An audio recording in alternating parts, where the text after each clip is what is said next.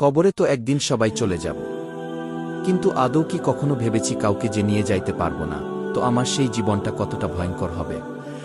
দুনিয়াতে যদি একটা বদ্ধ ঘরের মধ্যে আমাদেরকে রেখে দেওয়া হয়, অথবা আমাকে যদি রেখে দেওয়া হয়, আমি সেখানে 2 ঘন্টার বেশি থাকতে পারবো না। কিন্তু ওই গহীন কবরে যেয়ে কোটি কোটি বছর থাকতে হবে, তো সেখানে আমি কিভাবে থাকব? প্রিয় দর্শক, দুনিয়ার ঘরের মধ্যে তো আর আগুন থাকবে না, কিন্তু অন্ধকার কবরে যদি গুনাহের জিন্দেগি লইয়া যাই, অন্ধকার কবরে জাহান্নামের আগুন ভরে দেওয়া হবে। প্রিয় দর্শক, আমরা সেই কবরে শান্তি পেতে চাইলে নবীজি সাল্লাল্লাহু আলাইহি ওয়াসাল্লাম এর প্রতি এই 5টি দরুদ শরীফ অবশ্যই বেশি বেশি পরিমাণে পাঠ করব, ইনশাআল্লাহ।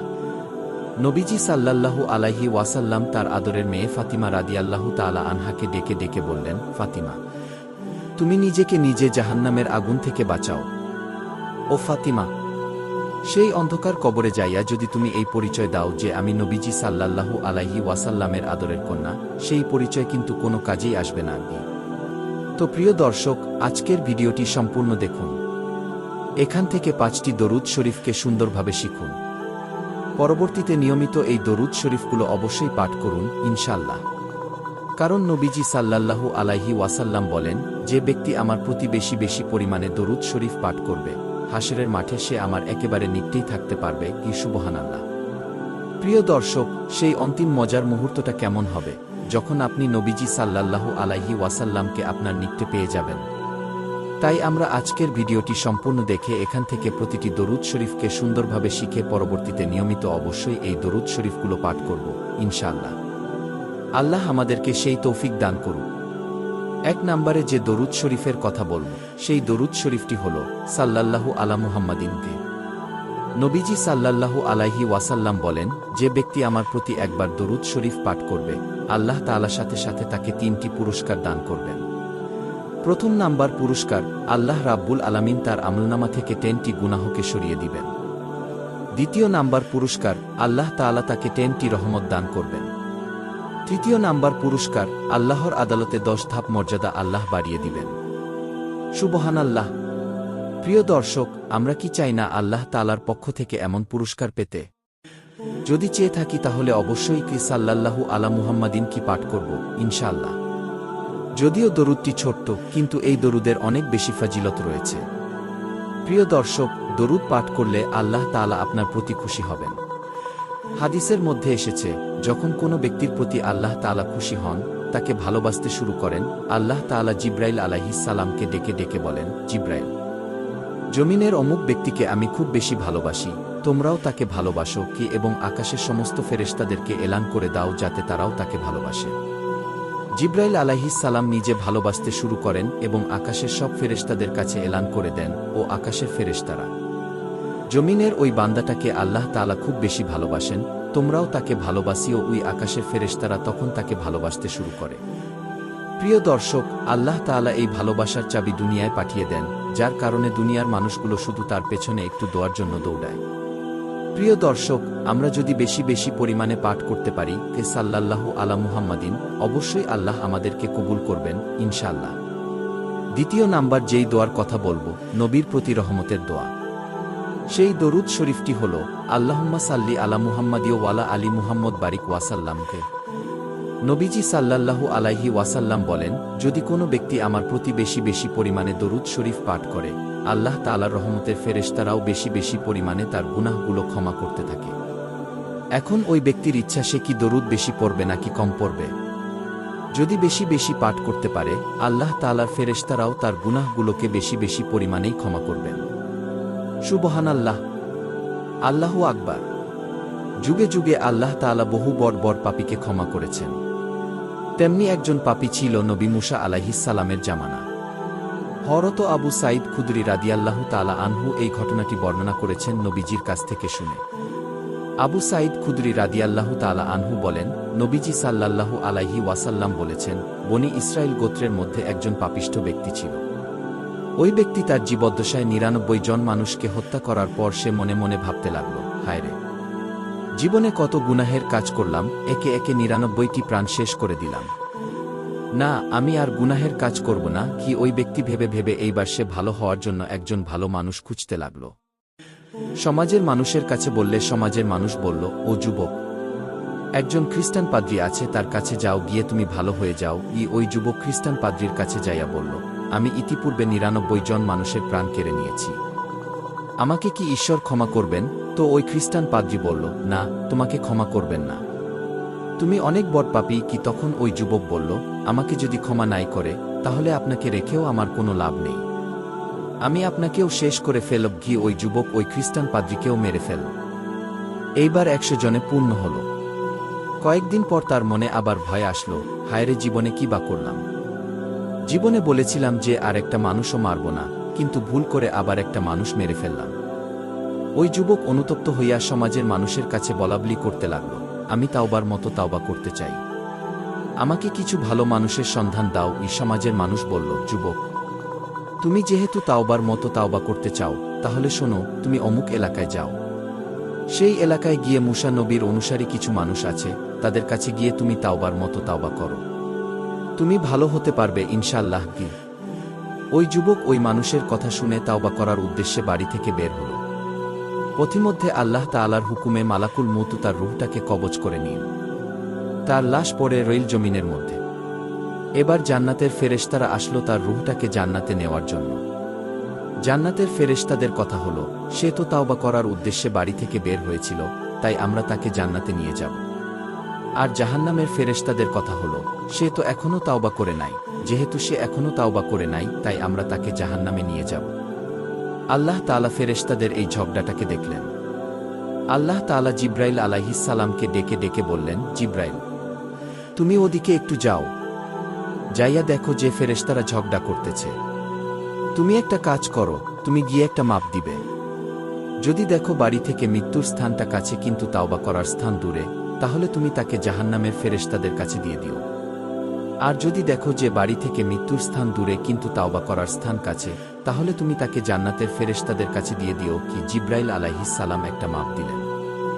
মেপে দেখলেন যে বাড়ি থেকে মৃত্যুর স্থান দূরে কিন্তু তাওবা করার স্থান কাছে। জিব্রাইল আলাইহিস সালাম সাথে সাথে ওই ব্যক্তিকে জান্নাতের ফেরেশতাদের কাছে দিয়ে দিলেন। প্রিয় দর্শক, নবীজি সাল্লাল্লাহু আলাইহি ওয়াসাল্লাম বলেন, ওই ব্যক্তির মৃত্যুর স্থান থেকে বাড়িটা কাছে ছিল আর তাওবা করার স্থান দূরে ছিল। কিন্তু যেহেতু সে আল্লাহ তাআলার রহমত পাওয়ার আশা রওনা দিয়েছিল, তাই রব্বুল আলামিন মায়া করে ভালোবেসে বাড়িটাকে দূরে করে দিয়েছেন মৃত্যুর স্থান থেকে, আর তাওবা করার স্থানকে কাছে করে দিয়েছেন। সুবহানাল্লাহ!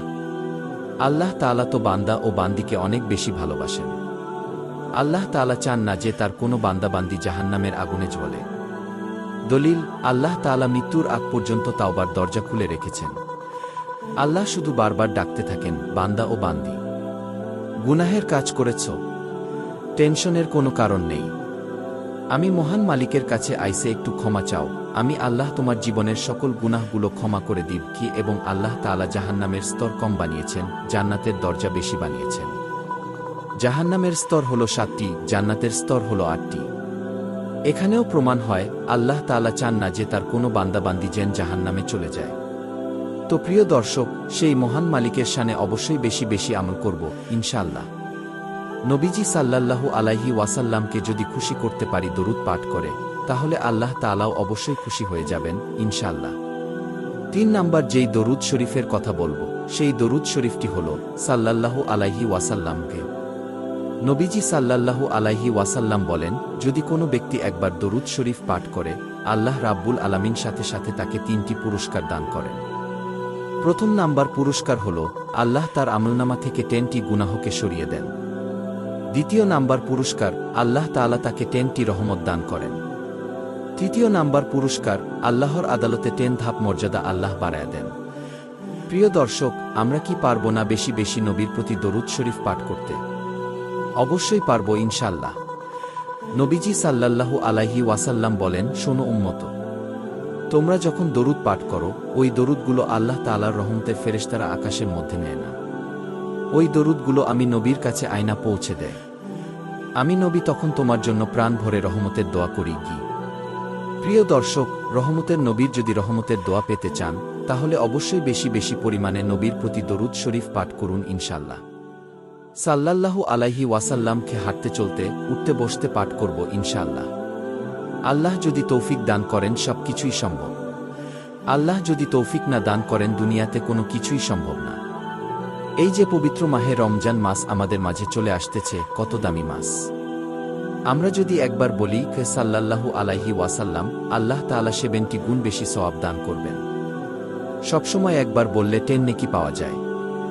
যদি রমজান মাসে একবার সাল্লাল্লাহু আলাইহি ওয়াসাল্লাম কি বলতে পারি, 70 গুণ 10 অর্থাৎ 700 নেকি আল্লাহ তাআলা আমাদের আমলনামায় দান করবেন।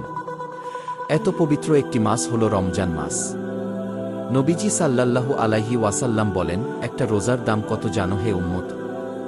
একটা কাক জন্ম থেকে শুরু করে মৃত্যু পর্যন্ত খোলা আকাশের নিচে উড়ল, উড়তে উড়তে সে যতদূর পর্যন্ত চলে গেল, আল্লাহ রাব্বুল আলামিন একজন রোজাদার ব্যক্তিকে একটি রোজার বিনিময়ে জাহান্নাম থেকে তত দূরে সরিয়ে দেন। কি সুবহানাল্লাহ, আল্লাহু আকবার। নবীজি সাল্লাল্লাহু আলাইহি ওয়াসাল্লাম আরও বলেন, রোজাদার ব্যক্তিকে রোজার পুরস্কার আল্লাহ তাআলা হাশরের মাঠে নিজ হাতে দান করবেন। কি যখন কোনো ব্যক্তি নামাজ পড়ে আল্লাহ তখন ফেরেশতাদেরকে বলেন, ফেরেশতারা নামাজের সোয়াব তোমরা দিয়ে দাও। যখন কোনো ব্যক্তি হজ করে আল্লাহ বলেন, ও ফেরেশতারা হজের সোয়াব দিয়ে দাও। যখন কোনো ব্যক্তি বেশি বেশি নফল ইবাদত করে ও পিতামাতার খেদমত করে, যত আমল করুক না কেন, আল্লাহ বলেন, ফেরেশতারা তার সোয়াব তোমরা তার আমলনামায় লিখে দাও। কিন্তু যখন কোনো ব্যক্তি রোজা রাখে, এইবার আল্লাহ বলেন, ফেরেশতারা রোজার পুরস্কার তোমরা তাকে দিবা না। আমি আল্লাহ রোজার পুরস্কার হাশরের মাঠে নিজ হাতে আমি আমার প্রিয় বান্দাকে দান করব। প্রিয় দর্শক, যেহেতু রোজা একমাত্র আল্লাহ তাআলার জন্যই রাখা হয়, তাই আমরা অবশ্যই রোজার প্রতি মনোনিবেশ করব ইনশাল্লাহ। রোজা রাখব 30টি অথবা 29টি, যতটাই হোক না কেন, ইনশাল্লাহ রাখবই রাখব। যদি নিয়ত করে মারাও যাই, আল্লাহ হয়তো বা ভালোবেসে প্রত্যেকটি রোজার সোয়াব আমাদের আমলনামায় দান করে দিলেও দিতে পারেন। রমজান মাসে আপনি ইফতারির সামনে নিয়ে বসে আছেন। আপনি ইচ্ছা করলে এক টুকরো ইফতারি চুপি চুপি মুখে দিয়ে খেয়ে ফেলতে পারেন, আপনার সামনে কেউ নেই, কিন্তু আপনি খান না। এর কারণ কি? একমাত্র রোজার প্রতি মায়া, রোজার প্রতি ভালোবাসা, আল্লাহ তাআলার প্রতি ভয়। প্রিয় দর্শক, এই যে ভালোবাসা দেখাইলেন, আল্লাহ তাআলার প্রতি ভয় দেখাইলেন, এই জন্যই আল্লাহ বলেন, যেহেতু রোজার মধ্যে কারো কোনো কিছু শরীক হয় না, শুধু আমি আল্লাহর ভয় শরীক হয়, আমি আল্লাহর রোজার মায়ের শরীক হয়, তাই আমি আল্লাহ নিজ হাতে হাশরের মাঠে তাকে সেই পুরস্কার দান করব ইনশাআল্লাহ। 4 নাম্বার যে দরুদ শরীফের কথা বলব, সেই দরুদ শরীফটি হল, নবীজি সাল্লাল্লাহু আলাইহি ওয়াসাল্লামের সামনে কয়েকজন সাহাবী বসা। নবীজি সাল্লাল্লাহু আলাইহি ওয়াসাল্লাম বললেন, ও সাহাবায়ে কেরাম, আমি কি তোমাদেরকে এমন একটি দরুদ শরীফের সাথে পরিচয় করিয়ে দেব না, যেই দরুদ শরীফ যদি তোমরা নিয়মিত পাঠ করতে পারো, আল্লাহ রাব্বুল আলামিনের রহমতের 70 জন ফেরেশতা সহস্র দিন পর্যন্ত অনবরত শুধু তোমাদের আমলনামায় নেকি লিখতে থাকবে। অর্থাৎ যদি কোনো ব্যক্তি একবার এই দরুদ পাঠ করে, আল্লাহ তাআলার 70 জন রহমতের ফেরেশতা সহস্র দিন পর্যন্ত অনবরত শুধু তোমার আমলনামায় নেকি লিখতে থাকবে। সাহাবায়ে কেরাম তো ছিলেন অনেক বেশি আমলের জন্য পাগল। সাহাবায়ে কেরাম বললেন, ইয়া রাসূলুল্লাহ সাল্লাল্লাহু আলাইহি ওয়াসাল্লাম, বলুন কোন সেই দরুদ শরীফের আমল। নবীজি সাল্লাল্লাহু আলাইহি ওয়াসাল্লাম বলেন, যদি কোনো ব্যক্তি বলতে পারে, জাযাল্লাহু আন্না মুহাম্মাদান মাহুজা আহমদ, আল্লাহ তাআলার রহমতের 70 জন ফেরেশতা সহস্র দিন পর্যন্ত অনবরত শুধু তার আমলনামায় নেকি লিখতে থাকবে। সুবহানাল্লাহ, আল্লাহু আকবার। নবীজি সাল্লাল্লাহু আলাইহি ওয়াসাল্লাম এমনটাই বলেছেন। প্রিয় দর্শক, আমরা যদি নবীর প্রতি বেশি বেশি পরিমাণে কি জাযাল্লাহু আন্না মুহাম্মাদান মাহুজা আহমদু কি পাঠ করতে পারি, আল্লাহ তাআলার রহমতের ফেরেশতারাও আমাদের প্রতি অনবরত নেকি লিখতে থাকবে। সুবহানাল্লাহ। প্রিয় দর্শক, নবীর প্রতি দরুদ শরীফ পাঠ করে কেউ জীবনে ঠকে নাই। নবীকে ভালোবাসলে অবশ্যই নবীর প্রতি দরুদ শরীফ পাঠ করবেন ইনশাআল্লাহ। নবীজি সাল্লাল্লাহু আলাইহি ওয়াসাল্লাম বলেন, আমার কোনো উম্মতের সামনে যদি আমি নবীর নাম নেওয়া হয়, সে উম্মত যদি সেই নাম শোনার পরেও দরুদ শরীফ না পাঠ করে, তার চেয়ে হতভাগা কপাল পোড়া পৃথিবীর জমিনে আর একজনও থাকে না। প্রিয় দর্শক, আমরা চাই না কপাল পোড়া উম্মত হতে, আমরা চাই নেককার উম্মত হতে। তো আমরা বেশি বেশি পরিমাণে বলব, জাযাল্লাহু আন্না মুহাম্মাদান মাহুজা আহমদ। সর্বশেষ নাম্বার যেই দরুদ শরীফের কথা বলব, সেই দরুদ শরীফটিও অনেক দামি। নবীজি সাল্লাল্লাহু আলাইহি ওয়াসাল্লামের একজন প্রিয় সাহাবী ছিলেন, যার নাম ছিল আবু হুরায়রা রাদিয়াল্লাহু তাআলা আনহু।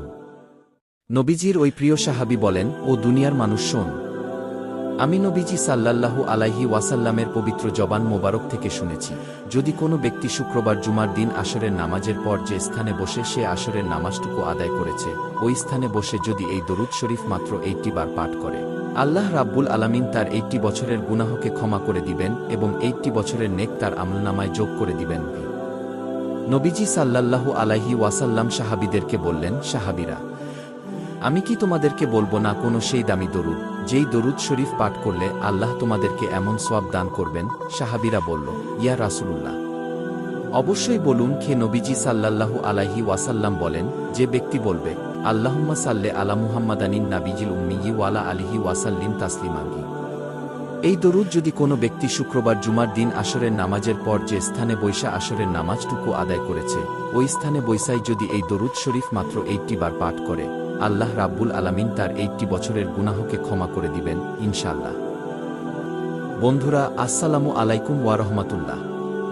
যদি আপনি আল্লাহকে ভালোবাসেন, ইসলামকে মেনে চলতে চান এবং আপনার জীবনে শান্তি, সুখ ও বরকত আনতে চান, তাহলে আজকের এই ভিডিওটা আপনার জন্যই। ভিডিওটা শেষ পর্যন্ত মনোযোগ দিয়ে দেখবেন, কারণ আজ আমি এমন 3টি কাজের কথা বলব যা একেবারে ছোট মনে হলেও এগুলোর প্রতিদান আল্লাহ